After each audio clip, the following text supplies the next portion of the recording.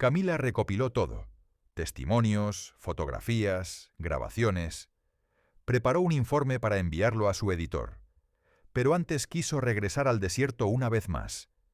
Quería pruebas visuales definitivas. Esta vez logró forzar la compuerta metálica y entrar en un túnel subterráneo. El aire era pesado, con olor a óxido y humedad. En las paredes había grafitis antiguos, nombres y fechas escritas con desesperación. Encontró habitaciones con camillas oxidadas, cables colgando y lámparas rotas. En una mesa aún había documentos desparramados. Alcanzó a leer frases como «Fase 3», «Sujeto incapaz de reconocer a su familia» y «Efectos secundarios irreversibles». Grabó todo en video. De regreso en Lima, Camila organizó el material en carpetas digitales.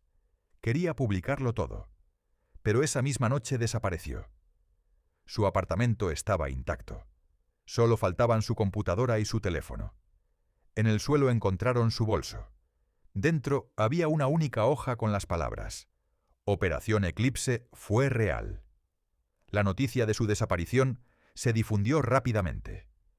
En redes sociales, número Operación Eclipse se convirtió en tendencia. Las familias de los desaparecidos encontraron una voz en la historia de Camila. El gobierno guardó silencio.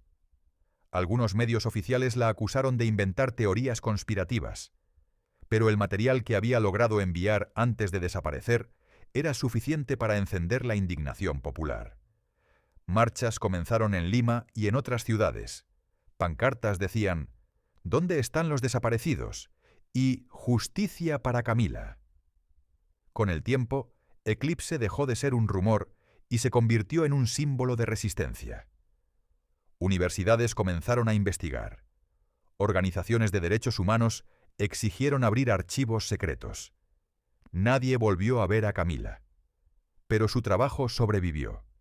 Su voz resonaba en las grabaciones que dejó, en las fotos que tomó y en la valentía de quienes decidieron continuar su lucha. La pregunta sigue abierta. ¿Qué fue realmente la Operación Eclipse? ¿Y cuántas vidas se perdieron en nombre del poder?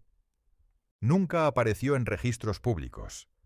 Ningún documento oficial reconocía su existencia. Pero en los pueblos cercanos, los ancianos hablaban de camiones militares que llegaban en la noche, cargados de hombres y mujeres jóvenes que nunca regresaban. Las familias de esos desaparecidos crecieron sin respuestas. La historia salió a la luz gracias a Camila Rojas, una periodista de 28 años, obstinada y apasionada por la verdad. Trabajaba en un portal digital pequeño, pero comprometido con la investigación social. Una mañana de enero, Camila encontró en su buzón un sobre sin remitente. Dentro había papeles amarillentos por el tiempo, fotografías en blanco y negro y una nota breve, escrita a mano con letra temblorosa. «Investiga Eclipse. Las familias de los desaparecidos aún esperan justicia». Camila revisó los documentos. Eran informes médicos, listas de nombres y fechas, sellados con el membrete del Ministerio de Defensa. En una de las fotos se veían civiles sentados en camillas metálicas con electrodos en la cabeza. Sus rostros reflejaban miedo. Ninguno parecía haber dado su consentimiento. Desde ese día, la vida de Camila cambió para siempre. Durante semanas, Camila buscó referencias en bibliotecas, archivos judiciales y foros digitales. La palabra eclipse aparecía de forma fragmentada en algunos informes clasificados. Hablaban de experimentos de resistencia humana, ensayos de control mental y pruebas de exposición lumínica. En una de las fotografías, en el fondo, aparecía un cartel oxidado con coordenadas parciales. Usando un mapa, Camila descubrió que señalaban un punto en el desierto de Ica, donde, según rumores, existía una base militar abandonada. Decidió viajar hasta allí. El calor era insoportable. Tras horas de viaje, Camila llegó a un complejo cercado por alambres oxidados. Había torres de vigilancia vacías y edificios semiderruidos. En la entrada, un portón metálico corroído por el óxido aún conservaba letras borrosas. Eclipse, área restringida. Cerca del portón, semienterrada bajo la arena, Camila encontró una compuerta circular. Estaba sellada con candados antiguos y señalizada con advertencias de radiación. Tomó fotografías de todo. Esa noche, al revisar las imágenes en su computadora, notó algo inquietante. En un pasillo oscuro aparecía una silueta humana que ella no había visto en persona. Una figura borrosa, como un testigo fantasma del pasado. De regreso en Lima, Camila buscó exmilitares. La mayoría se negó a hablar. Finalmente, un coronel retirado, Ramírez, aceptó reunirse con ella en un café apartado. Cuando escuchó el nombre Eclipse, sus ojos se llenaron de miedo. Tras un largo silencio, murmuró: «Pensé que nunca más volvería a escuchar esa palabra». Ramírez explicó que el proyecto comenzó en 1985 bajo el pretexto de aumentar la resistencia de los soldados. En la práctica utilizaban a civiles como cobayas, les inyectaban sueros experimentales, los sometían a luces estroboscópicas durante horas, les privaban del sueño y registraban su resistencia psicológica.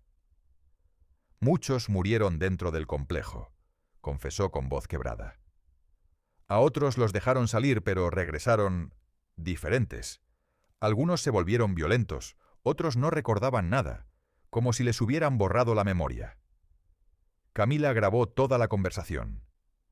Investigando en hemerotecas, Camila descubrió que entre 1985 y 1992, al menos 200 personas desaparecieron en comunidades cercanas al desierto.